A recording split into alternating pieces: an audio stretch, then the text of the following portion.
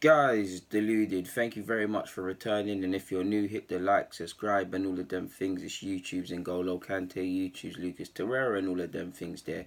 But obviously, the Premier League season started. Now, typically, you play four? If I'm not mistaken, guys, you play 4 games in a month in regards to the league, give or take, with other competitions and the schedule in regards to when you're playing, whether that's Friday, Monday night, Saturday, or Sunday. Give or take, it's 3-4 games in it. So Arsenal, as far as August is concerned, it's done for us, innit? So I know the international break surely has to be coming sooner or later within the next 2 weeks. I'm not too sure of when it comes, but I'm sure there was one last year around 3 or 4 games in, so there should be a next one in it. But with that, anyways, we're going off topic. But with that being said, we might as well review specifically Arsenal's conduct in regards to August, or how we've performed in August, and give us a report card of sorts, and all of them sort of things.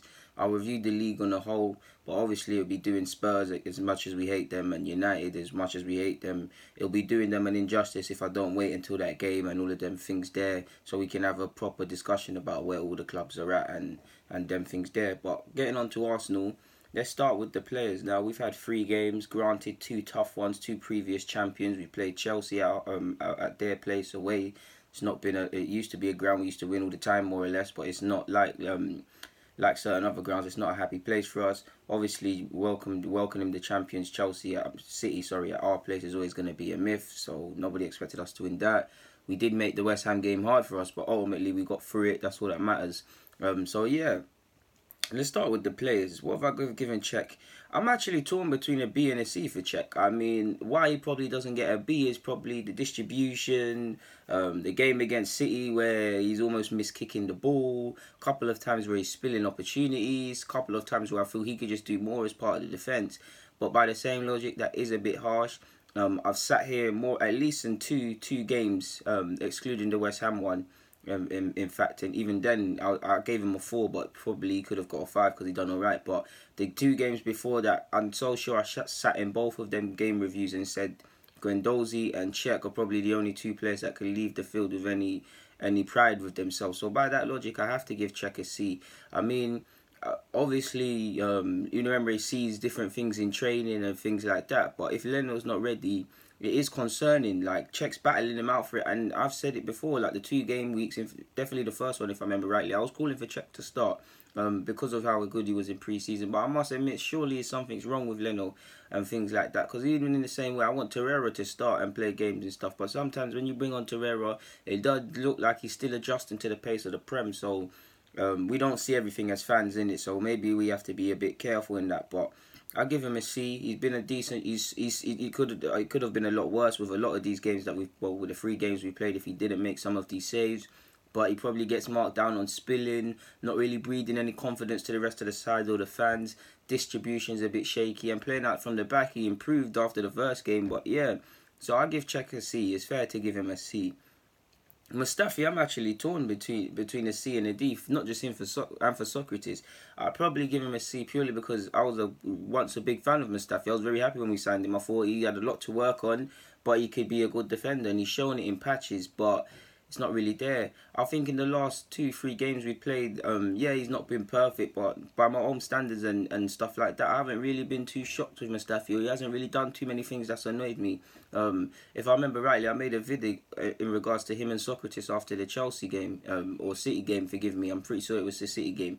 But I feel he done alright. Yeah, our defence still looks calam. Yeah, there's still many things wrong and all of this. I'm not suggesting they're playing perfect people, but I give him a C. Socrates I'm torn between a C and a D. I'll probably give him a D purely because I've seen some good tackles. Sometimes I've been a bit harsh and watched the game again, but seen some good tackles. I've seen some good things from you, but for me, you're still looking nervous, and you was en route to getting a C. But for me, you played pretty terrible against West Ham, give or take, man. The way you're going for clearances.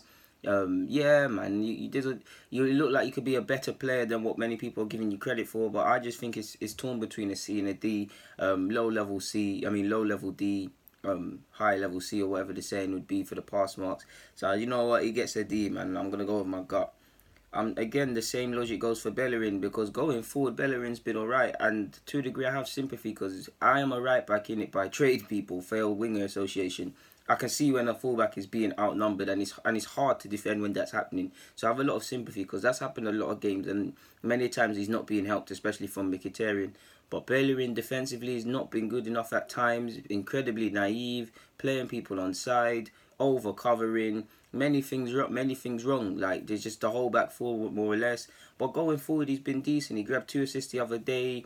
He put in a lovely ball against Chelsea. I'm so sure he got an assist in that game. He's put in a couple other balls that guys like Aubameyang should have been scoring. And I've been calling for Bellerin to improve in that department because I feel he's regressed. Because I feel when he first come on the scene and he was wearing vapors and that, he was almost like another winger in the sense that you had confidence in him in the final third. Now, between him and Aaron Ramsey, they're probably the most predictable people in the final third.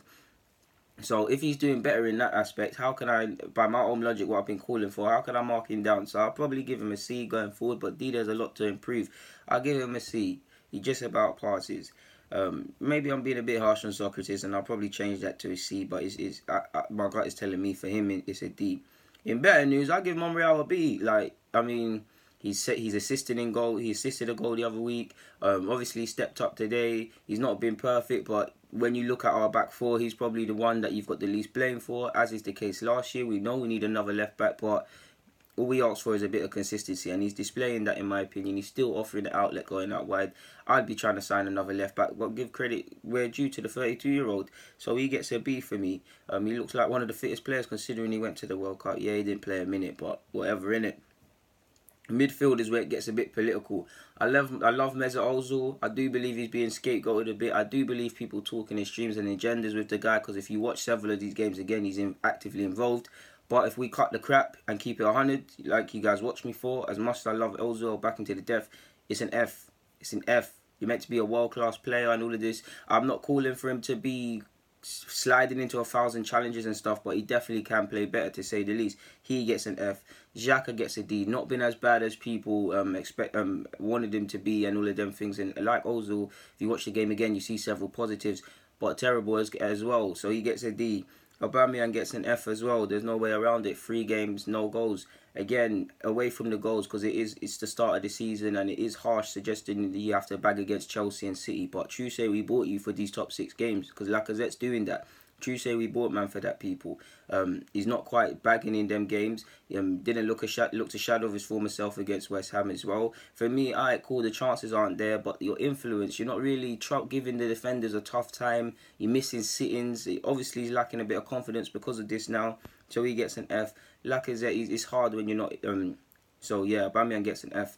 For Lacazette, I give him a C because he's not really had much of a chance. Probably could mark him down for the goal we conceded the other week where he lost the ball. But yeah, Ramsey gets an F. Mkhitaryan, I want to give him a D, but I'm not being harsh. I'll give him a C. Guendouzi gets a B. Torreira gets a C. He's not really been involved. Same goes for Iwobi. I believe we're 10th or so, people. 3 points behind Spurs. Hopefully United could do us a favour in that department. Not that I want any of them to win. So yeah, as a whole, for the ranking as a team, I give it a D, to be fair. We're still trying to adjust Unai Emery's tactics and things, but let's keep it 100. It hasn't been great. So even away from the results, the manner in which we're playing several times, it doesn't matter if we go a goal down or we go a goal. It doesn't matter if we go a goal down or if we're in the game or not. There's several things wrong in it. You see some positives, but yeah, it's a D. It can't be anything more than a D, people.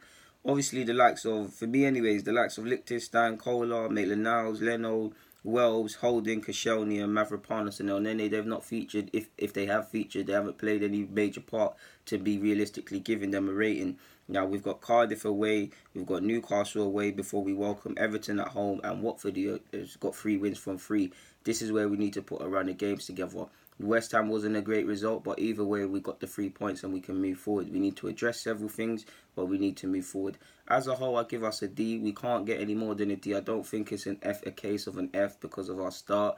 So there's not much more to be said, but that's my report card for August. Hopefully it's better in September and the months ahead of that. So yeah, guys, deluded, get in the comments, subscribe and do the rest if you wish. I'm out.